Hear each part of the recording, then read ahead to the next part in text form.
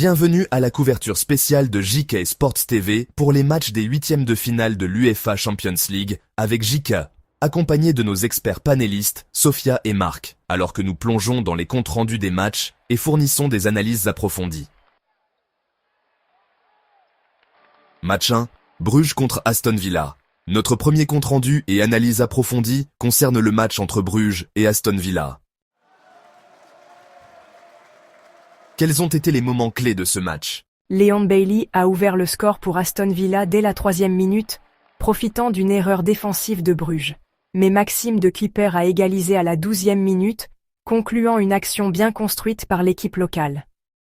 Le défenseur Tyrone Mings a réalisé un arrêt remarquable sur la ligne, empêchant un but potentiel de Bruges et maintenant Villa dans la partie. À la 82e minute, un centre bas de Morgan Rogers a conduit à un but contre son camp de Brandon Mechele. Peu après, Christos Tsolis a concédé un pénalty, transformé par Marco Asensio pour accroître l'avantage de Villa. Marc, quelle est ton analyse sur ce match? La résilience d'Aston Villa était évidente, surtout avec l'arrêt décisif de Mings. Leur capacité à capitaliser sur les opportunités en fin de match montre leur maturité tactique. Le but précoce a donné le ton, mais leur sang-froid sous pression, particulièrement en fin de match, était admirable. Le pénalty d'Asensio souligne son expérience à ce niveau. L'avantage de 2 buts d'Aston Villa les place en bonne position pour le match retour à Villa Park. Cependant, Bruges a montré qu'il pouvait rivaliser, et Villa devra rester vigilant pour se qualifier en quart de finale. Restez à l'écoute de JK Sports TV pour plus de mises à jour et d'analyses approfondies alors que la Ligue des Champions progresse. Notre prochain match est Borussia Dortmund contre Lille. Match 2, Borussia Dortmund contre Lille. Marc, quelle est ton analyse des moments clés de ce match? Le côté domicile a pris l'avantage en première mi-temps, montrant leur force offensive.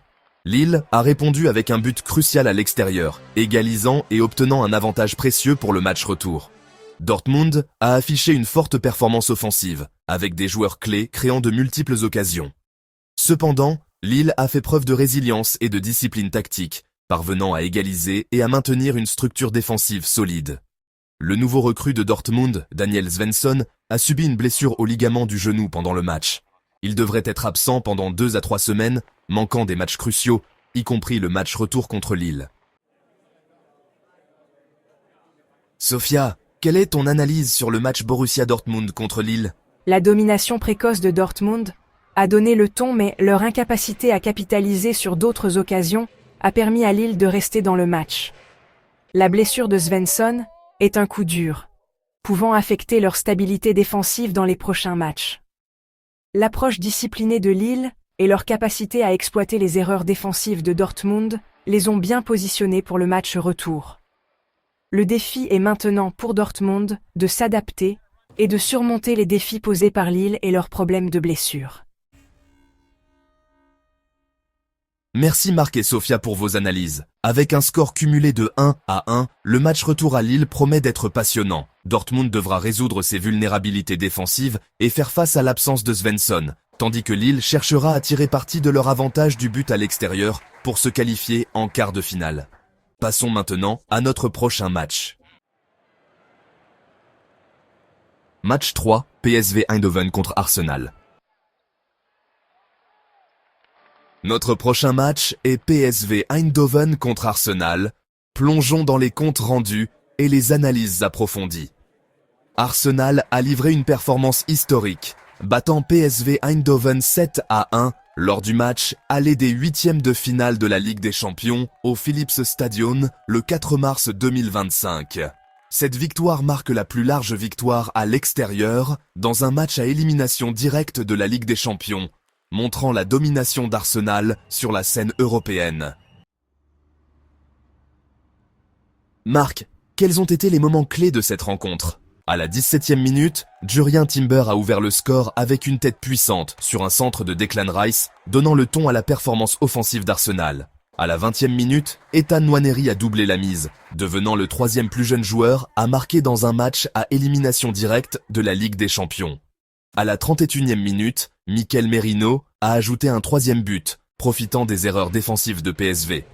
PSV a réduit l'écart avec un penalty transformé par Noah Lang à la 43e minute, mais cela n'a été qu'une consolation. Arsenal a continué sa domination avec des buts de Martin Ødegaard à la 47e minute, Leandro Trossard à la 48e minute et Riccardo Calafiori à la 85e minute, scellant une victoire écrasante.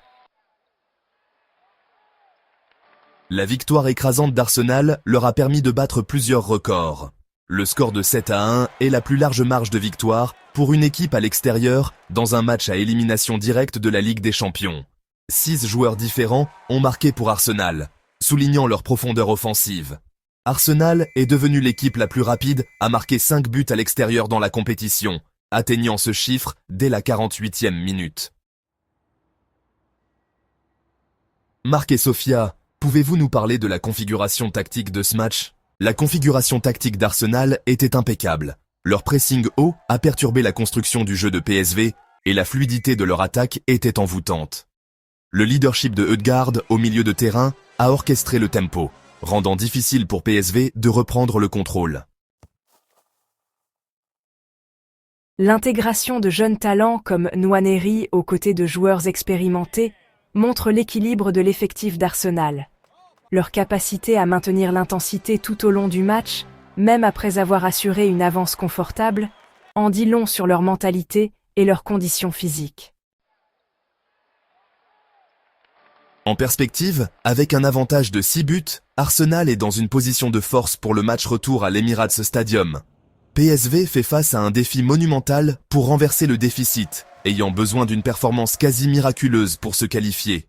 Restez à l'écoute de JK Sports TV pour plus de mises à jour et d'analyses approfondies, alors que la Ligue des Champions se poursuit. Notre prochain match est Real Madrid contre Atlético Madrid. Match 4, Real Madrid contre Atlético Madrid.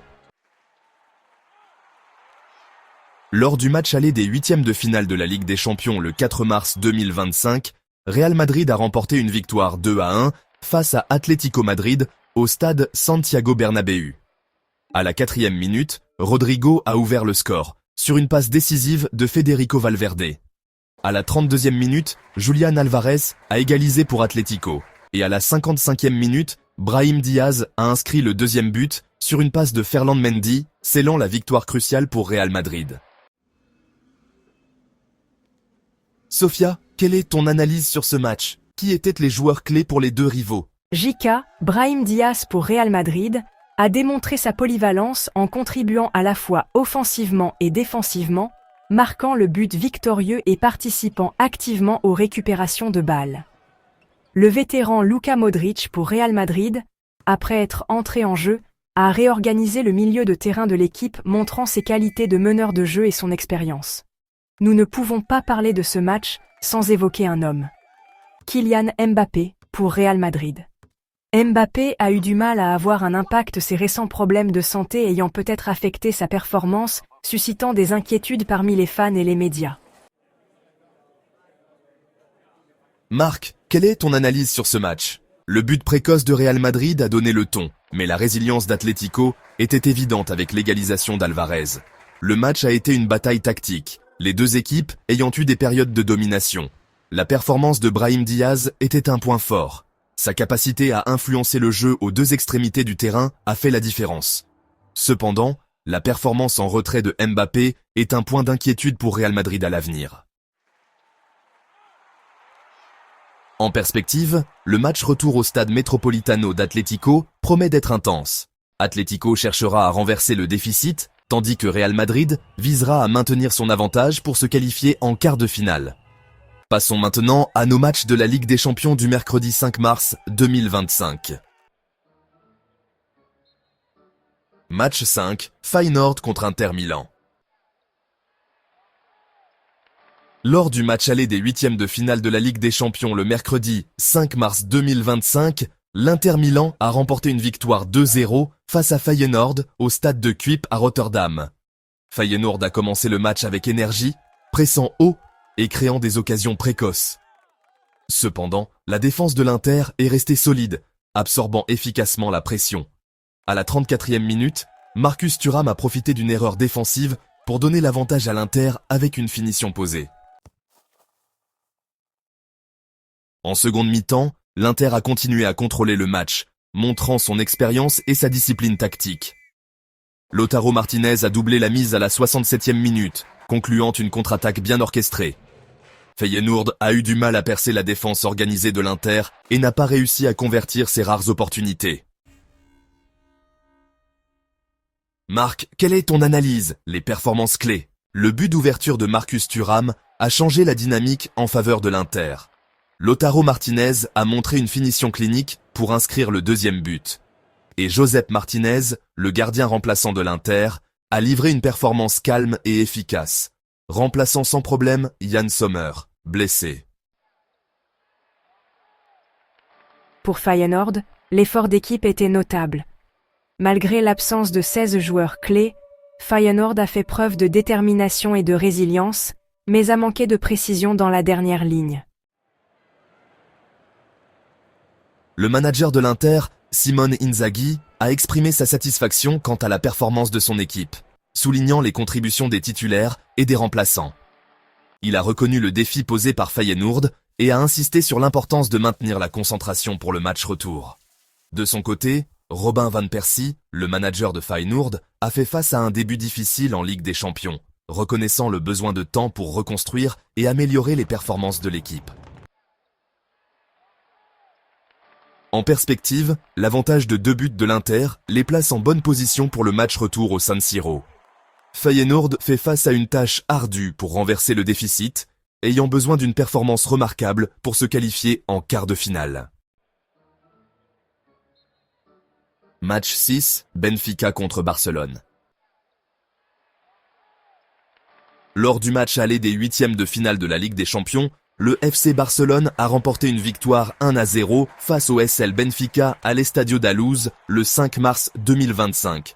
Malgré avoir été réduit à 10 hommes tôt dans le match, Barcelone a fait preuve de résilience et de discipline tactique pour s'offrir une précieuse victoire à l'extérieur.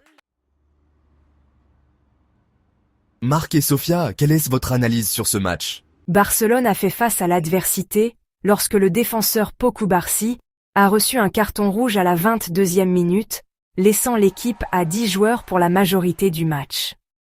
À la 61e minute, Rafinha a profité d'une erreur défensive de Benfica pour marquer le seul but du match, démontrant son talent pour les contributions cruciales dans les matchs importants.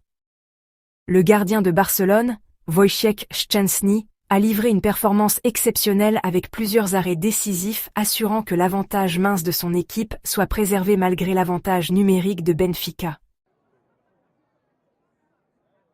La capacité de Barcelone à adapter sa stratégie après l'expulsion précoce était remarquable. L'unité défensive est restée cohérente et la performance de Szczęsny sous les buts était tout simplement exceptionnelle. Le but de Rafinha souligne son importance dans l'équipe, surtout dans les situations de haute pression. Avec 10 joueurs, le milieu de terrain de Barcelone a fait preuve d'un sang-froid remarquable, perturbant efficacement les tentatives de Benfica de profiter de leur avantage numérique.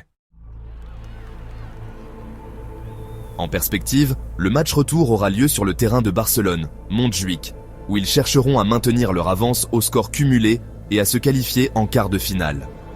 Benfica, de son côté, devra élaborer une stratégie pour surmonter le déficit et exploiter les éventuelles faiblesses de l'effectif de Barcelone. Match 7, Bayern Munich contre Bayer Leverkusen. Le Bayern Munich a livré une performance dominante lors du match aller des 8e de finale de la Ligue des Champions face à Bayer Leverkusen, à l'Allianz Arena, s'imposant 3-0. Marc, quels ont été les moments clés de ce match? Harry Kane a ouvert le score à la 9e minute avec une tête puissante donnant le ton au match. Jamal Musiala a doublé la mise pour le Bayern, profitant d'une erreur du gardien de Leverkusen, Matej Kovar. Kane a scellé la victoire avec un penalty à la 75e minute, marquant son 31e but de la saison. La domination du Bayern était évidente, avec la finition clinique de Kane et la créativité de Musiala qui se sont révélées trop fortes pour Leverkusen. Les erreurs défensives de Leverkusen, notamment de leur gardien, ont été coûteuses. Ils devront se ressaisir avant le match retour. En perspective, avec un avantage de 3 buts, le Bayern Munich est bien positionné pour le match retour. Bayer Leverkusen fait face à un défi de taille pour renverser ce déficit. Restez à l'écoute de JK Sports TV pour plus de mises à jour et d'analyses approfondies alors que la Ligue des Champions progresse. Notre dernier match est Paris Saint-Germain contre Liverpool.